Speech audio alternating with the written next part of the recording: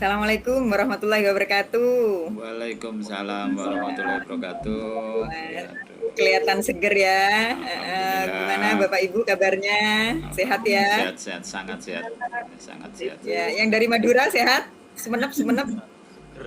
Ya, alhamdulillah, semangat. Pak Rusman, Bu Dita, ini Pak Tomo. Baik, untuk hari ini kita akan mempelajari terkait materi capaian pembelajaran. Seperti yang sudah saya sampaikan kemarin bahwa hari ini yang memimpin doa saya tunjuk itu Pak Rusman ya dengan ice breaking-nya ya. Sudah siap Pak Rusman? Insyaallah, insyaallah. Ya, silakan Pak Rusman. Pimpin doa sekaligus ice breaking agar supaya kita tambah fresh. Silakan. Terima kasih Bapak Ibu untuk mengawali kegiatan kita untuk hari ini. Kita awali dulu dengan doa, kita awali dengan bacaan basmalah. Bismillahirrahmanirrahim. Selanjutnya kita beralih ke ice breaking. Nanti kita pada kegiatan hari ini. Saya punya ice breaking yang permainannya semacam kalimat yang susunan kata dengan berawalan kata yang sama. Kurang keras, Pak. Kurang keras ya? Iya. Permainannya seperti kalimat yang terdiri dari beberapa susunan kata yang berawalan sama tiap katanya. Ya, Bu. Ya, ya. Saya ambilkan contoh dari bahasa daerah saya ya. Saya dari Madura. Ini saya contoh dengan kata berawalan huruf B. Beda, bedena, beda, beda. Apa itu, Pak? Ulang, Pak. Beda, bedena, beda, beda. Ada maknanya, Pak?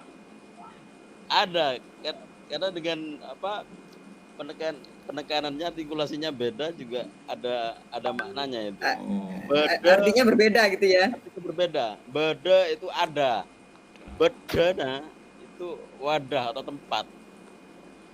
Beda itu bedak, Pak, Ibu. Oh iya. Iya. Beda itu sobek atau sobek. Oh iya. Berarti ada bedak yang terbelah gitu ya? Gitu ya. Oh iya, Bisa dipahami ya Bapak Ibu ya. Lanjut. Oke, siap Pak Rusman. Berikutnya ya. Kita mulai dari yang termuda dulu ya. Waduh. Ya, betul, Bu Dita. Ini yang tadi awal datang dalam room ini. Alhamdulillah saya gila terakhir bisa mikir. Oh iya. Gilanya mudah semuanya ini. Tapi saya pilih Bu Aldita dulu ya. Ya, Bu Aldita bisa dimulai breakingnya dengan yang saya tentukan tadi. Baik, saya silakan. coba pakai huruf S ya Pak ya. Ini ngarang sih Pak ya. Saya suka sama situ, sebab situ senyum-senyum sama saya saat saya sarapan semangkuk itu samping saya. Tuh. Terima kasih. Wah, mikir saya ini, Rek. Lanjut. Baik ya. Contohnya ya. Kemudian dilanjut ke Bu Elvina. Di sini di layar saya sebenarnya Bu Aldita itu ada Bu Elvina. Iya. Iya. Saya coba sebentar. Saya ingat dulu pernah hafal ya. Saya hafalkan. Ini saya menggunakan huruf T. Tentara Timur tembakan. Itu kan kalimat, Pak. Nakilan Bu Elvina. Sip. Lolos. Langsung ke Pak Sutomo. Waduh, ini saya. Apa ya, Pak ya? Sebentar. Saya ingat dulu waktu di pramuka itu disuruh membuat ini sebentar. Masih ingat. Ini. kak-kak, kuku-kuku, kaki-kaki, kakek kakakku kok kaku-kaku, Kak. Ayo. Keren-keren. Betul. Keren ya. Nah, kita beri tepuk tangan Mantap untuk jiwa. para peserta. Ya, terima kasih. Ya. Ya, oke.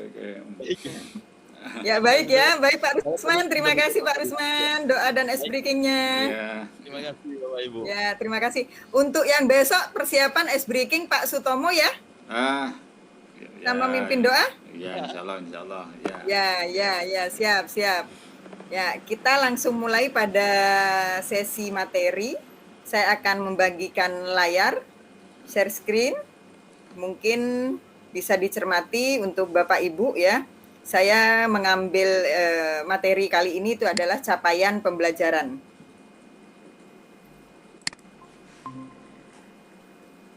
Masih sudah terlihat Bapak Ibu? Iya. Ya. Nah, capaian pembelajaran unit modul pelatihan sekolah penggerak. Nah, tujuan pembelajaran di sini disampaikan bahwa peserta dapat memahami konsep dan ruang lingkup capaian pembelajaran. Jadi ini fokusnya pada peserta ya, bagaimana peserta itu juga nanti mampu memahami fase per fase dalam capaian pembelajaran. Nanti Bapak Ibu akan membaca dan menganalisis fase per fase dari capaian pembelajaran ini. Kita sebagai guru SMA mungkin saja ada tersendiri fase-fasenya ya, dari A sampai F. Kita masuk fase apa bisa nanti dicermati oleh Bapak Ibu. Nah ini mulai dari diri. Nah Bapak Ibu itu merumuskan tujuan pembelajaran pada mata pelajaran yang Bapak Ibu ampu dalam proses kegiatan belajar mengajar selama ini. Ini yang akan kita bahas juga, dan harapan Bapak Ibu dalam memenuhi unit modul ini terkait peran Bapak Ibu sebagai guru pengampu. Dalam hal ini kan semuanya saya yakin kita mengampu bahasa Indonesia di sekolah masing-masing ya. Ada yang swasta dan juga ada yang negeri. Eksplorasi konsep. Jadi hal apa yang akan kita dapatkan juga terkait dengan materi yang akan tersaji, apa itu capaian pembelajaran, bagaimana tujuan capaian pembelajaran, terus prinsip capaian pembelajaran, rumusan capaian pembelajaran, dan komponen capaian pembelajaran. Ini yang akan kita dapatkan nanti. Nah, apa itu capaian pembelajaran? Dimulai dari capaian pembelajaran karena materi kita fokus ke capaian pembelajaran. Di sini kita pernah mengenal istilah learning achievement atau standar atau learning outcomes. Nah, secara sederhana capaian pembelajaran itu bisa didefinisikan sebagai kompetensi pembelajaran yang memang harus dicapai peserta didik pada setiap tahap. Pada setiap tahap itu tadi ya, fase-fase masing-masing ya, dari A sampai F. Nah, perkembangan peserta didik untuk setiap mata pelajaran pada satuan pendidikan dasar dan pendidikan menengah. Nah, capaian pembelajaran juga memuat sekumpulan kompetensi dan lingkup materi yang disusun secara komprehensif dalam bentuk narasi. Jadi demikian definisi dari capaian pembelajaran dan apa itu capaian pembelajaran. Nah, sementara untuk tujuan capaian pembelajaran ini tingkat, kita kan memang semua pengampu bahasa Indonesia di kelas SMA di fase, kalau mungkin Pak Tomo pernah membaca fase kita tuh di SMA, fase apa saja Pak Tomo? Saya pernah membaca fasenya itu fase kalau di SMA itu E itu untuk kelas 10. Betul. Kemudian F itu 11 12 ingat saya Ibu. Nah, ya betul. Terima kasih Pak Tomo. Berarti Pak Tomo sudah bisa menemukan terlebih dahulu ya. Berarti literasinya luar biasa Pak Tomo ini. Kita kasih aplaus dulu untuk Pak Tomo, meskipun beliau katanya sudah hampir pensiun 2 tahun lagi, tapi semangatnya luar biasa ya Bapak Ibu ya. Kita juga perlu harus mencontoh pada Pak Tomo ini. Jadi tujuan pembelajaran atau tujuan capaian pembelajaran tingkat SD sampai SMA itu menunjukkan kemajuan belajar yang memang dikembangkan secara vertikal dari satu tingkat ke tingkat yang lain. Dan itu juga akan didokumentasikan dalam suatu kerangka kualifikasi. Nah, ini ya untuk capaian pembelajaran. Nah, capaian pembelajaran juga bersama dengan kriteria penilaian tersebut mengidentifikasi capaian pembelajaran sebagai tujuan belajar yang terukur. Jadi kuncinya itu terukur. Jadi tidak hanya serta-merta disampaikan, tetapi tidak pernah ada evaluasi atau apa. Nah, di capaian pembelajaran ini tujuannya seperti itu. Jadi terukur. Sehingga dapat disimpulkan bahwa capaian pembelajaran kedudukannya sangat penting dalam pelaksanaan dan penilaian. Nah, ini ya Bapak Ibu ya. Jadi Bapak Ibu nanti juga diminta untuk bagaimana membuat capaian pembelajaran pada tingkat dan fase-fase yang Bapak Ibu pilih. Nanti juga akan disampaikan elemen-elemen apa yang akan hadir dalam capaian pembelajaran, disesuaikan dengan fase-fase tersebut. Jadi seperti yang disampaikan Pak Tomo tadi, fase E itu berbeda dengan fase F elemennya. Nah, mungkin juga ada yang sama, tetapi ada juga yang beda. Baik, kita lanjut saja. Nah, ini juga ada ruang kolaborasi, Bapak Ibu, nanti di LMS itu ada ruang kolaborasi juga harus didiskusikan dengan kelompok. Kemarin saya sudah bagi ya, ini kelompok permanen yang memang sudah ada di LMS mulai dari hari pertama. Yang Pak Tomo itu ada 3 kelompok ya, yang Pak Rusman itu ada 4 kelompok kalau tidak salah, kelompok permanen. Yang Bu Dita juga 4 orang kelompok, 4 orang peserta, mohon maaf. Jadi ABC, jadi kelompoknya itu kelompok ABC, bukan 1, 2, 3. Nah, kolaborasi itu yaitu mendiskusikan bersama kelompok prinsip capaian pembelajaran dan komponen capaian pembelajaran. Jadi nanti tiap-tiap kelompok itu bisa urun pendapat, bekerja sama antar kelompok, bisa saya beri waktu nanti di ruang tersendiri dengan kelompoknya masing-masing. Setelah saya beri durasi berapa menit, kita kembali lagi ke room utama ini. Jadi Bapak Ibu diminta untuk berdiskusi dengan peserta anggota kelompok yang lain. Ya, saya lanjut mungkin. Nah, ini prinsip capaian pembelajaran seperti yang tadi ya, terukur dan spesifik. Nah, bagaimana itu terukur dan terspesifik? Capaian pembelajaran itu memang harus terukur dan spesifik berdasarkan hierarki, tahapan-tahapan konseptual proses pembelajaran yang hasil belajarnya dapat digunakan untuk mendeskripsikan kemampuan siswa. Jadi dengan capaian pembelajaran yang terukur dan spesifik ini, guru itu mampu melihat kemampuan siswa serta mendeskripsikan bagaimana siswa si A dengan si B. Karena memang setiap fase itu kan berbeda-beda. Nah, jadi pemahaman dan pengetahuan, praktis, keterampilan generiknya. Nah, jadi ini ditekankan kepada siswa. Lanjut mungkin. Ya. Nah, yang kedua itu fleksibel. Ini prinsip-prinsip capaian pembelajaran ya. Yang kedua itu fleksibel, yaitu sesuai proses dan tahap belajar siswa. Nah, jadi seringkali belajar itu kan dirasa sebagai sebuah perlombaan. Kebanyakan orang tua murid biasanya ya, seperti itu, wali murid itu ya. Kalau menerima rapot di sekolah, biasanya yang ditanya kepada wali kelas itu, anak saya peringkat berapa Bu? Anak saya peringkat berapa? Nah, itu seolah-olah wali murid itu menganggap bahwa bersekolah bagi anaknya itu adalah suatu perlombaan. Kalau dirasa peringkatnya itu tidak begitu membanggakan, seolah-olah orang tua itu merasa aib. Nah, ini mindset yang salah yang perlu diubah dalam sekolah penggerak ini. Jadi tidak lagi siswa itu dituntut untuk bagaimana dia menuntaskan semua yang diharapkan, tetapi bagaimana kita memberikan kesempatan kepada siswa untuk pendidikan memerdekakan itu. Jadi menghamba kepada siswa. Jadi pendidikan dan bagaimana proses pembelajaran di sekolah itu menyenangkan. Jadi pembelajaran sepanjang hayat. Jadi mereka itu seolah-olah butuh.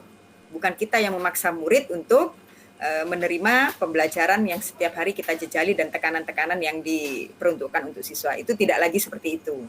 Nah, jadi kurikulum disusun sedemikian rupa sehingga siswa dijejali dengan berbagai materi yang hasil akhirnya berorientasi pada sekedar tahu. Nah ini, jadi tidak demikian ya di kurikulum sekolah penggerak.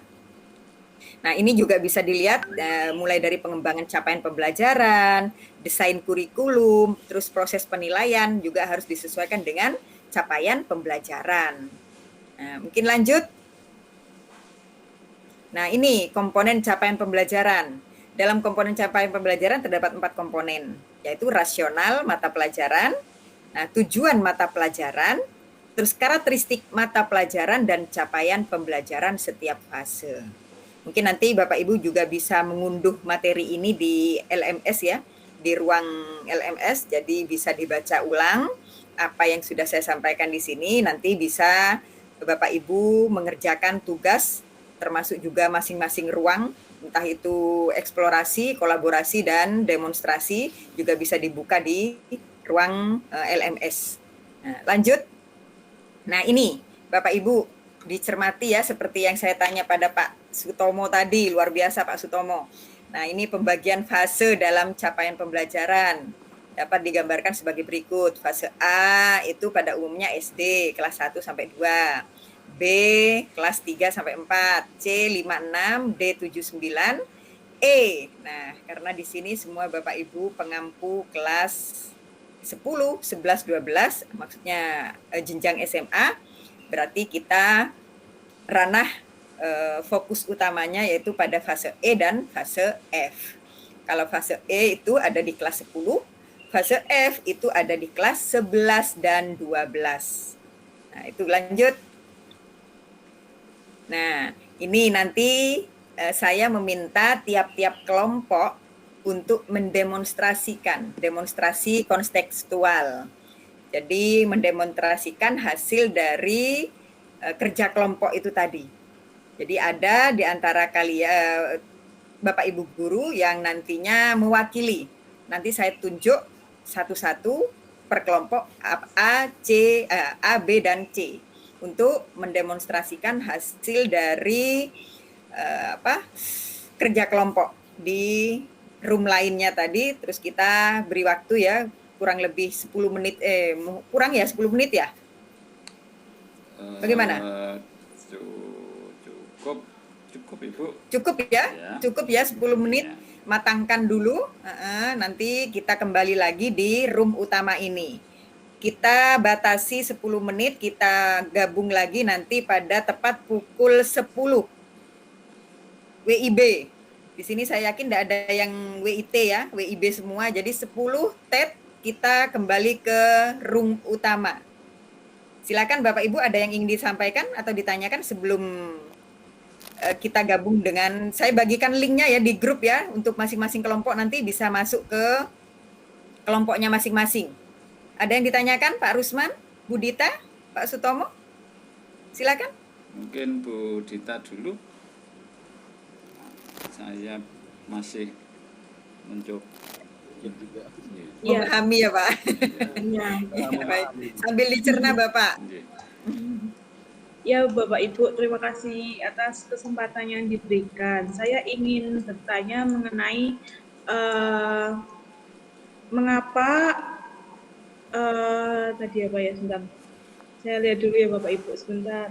Iya, silakan. 18. Ini hal baru bagi kami ya, capaian pembelajaran yang biasanya kami kenal dengan KIKD, ternyata ada integrasi lagi yang berbeda gitu ya. Itu. Bagaimana bentuknya tadi integrasi antara KI dan KD dalam capaian pembelajaran. Jadi penulisannya, bentuk penulisan capaian pembelajaran. Oh iya, terima kasih Bu Dita. Saya langsung jawab ya Bapak Ibu ya, kalian Bapak Ibu sambil berpikir pertanyaan selanjutnya.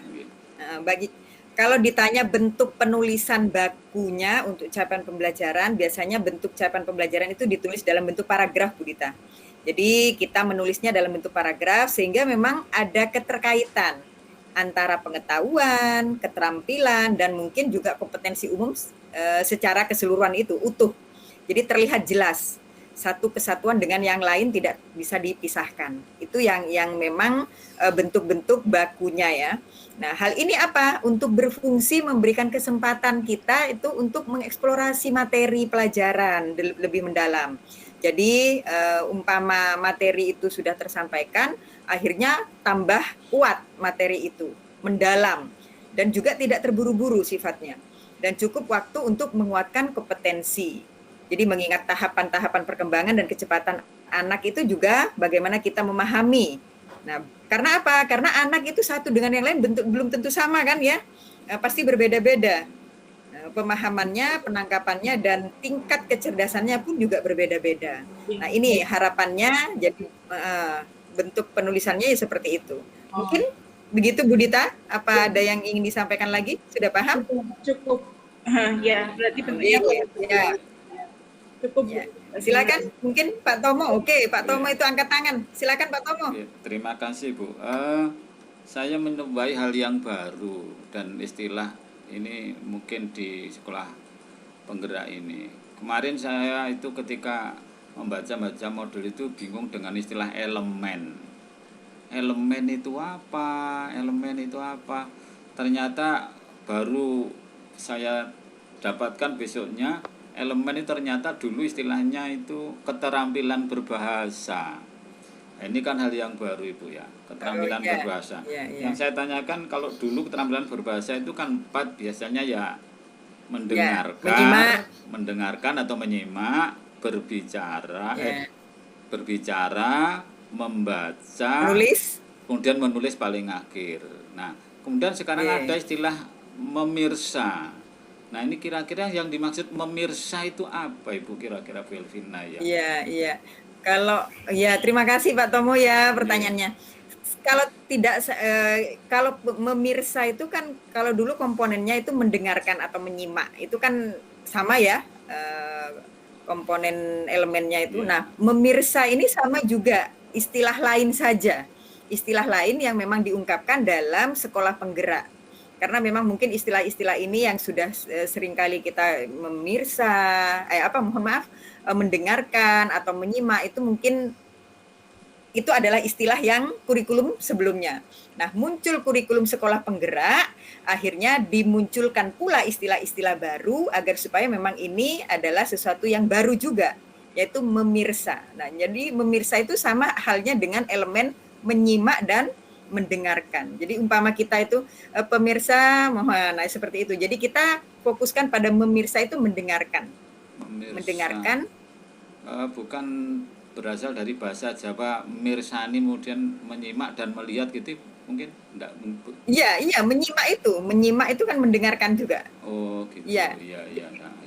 Ya, komponennya itu. Jadi ini fokus pada siswa itu diberikan mungkin ilustrasi oleh guru pengampunya, guru pengajarnya, terus siswa itu memirsa, kemudian setelah dari proses memirsa itu diberikan semacam evaluasi pertanyaan atau seperti kognitif diagnostik formatif. Nah, jadi seperti itu prosesnya. Oke. Ya. Terima kasih Bu. Itu ya Pak. Oke, silakan. Ada lagi yang ingin disampaikan sebelum kita keluar dari room ini masuk ke room kelompok? Mungkin sudah Ibu, Pak Rusman juga sudah kayaknya. Ya, Pak Rusman sudah paham ya? Iya, sudah. Mungkin saya izinkan Pak Rusman, untuk saya sudah kirim Pak mic-nya masih mati Pak Rusman. Oh iya Pak Rusman, ada yang disampaikan, saya pikir cukup. Kita jeda untuk masuk ke room ya. Saya kirim sudah di link itu, di link grup, bisa dilihat. Ya. Nanti Bapak Ibu bisa masuk ke link masing-masing disesuaikan dengan kelompoknya. Kelompok A, B, C. Ya, jadi kita diberi kesempatan 10 menit untuk urun rembuk dengan kelompok. Kita masuk lagi tepat pukul, ya betul, sekarang sudah pukul 9.40. Ya, 9.40 nanti ya enggak apa-apa, ada 20 menit. 10 tet kita masuk ke room utama. Sambil lalu kita menunggu yang lain juga. Jadi 10 tet kita mulai. Bagaimana Bapak Ibu? Siap? Insya Allah siap Ibu. Ya, sudah saya kirimkan di grup. Sudah saya kirimkan linknya di grup. Monggo Iya, dilihat. sudah, Bu. Silakan, enggak apa-apa. Kita lihat, kita masuk ke room kelompok. Nggih. Terima kasih. Nggih, mohon izin kalau begitu keluar Bu Elvina akan Nggih, bergabung silakan Pak Tomo. izin untuk keluar. Nggih. Ya, mohon Nggih, izin Bapak ya, Ibu. ya Pak Rusman juga kita silakan.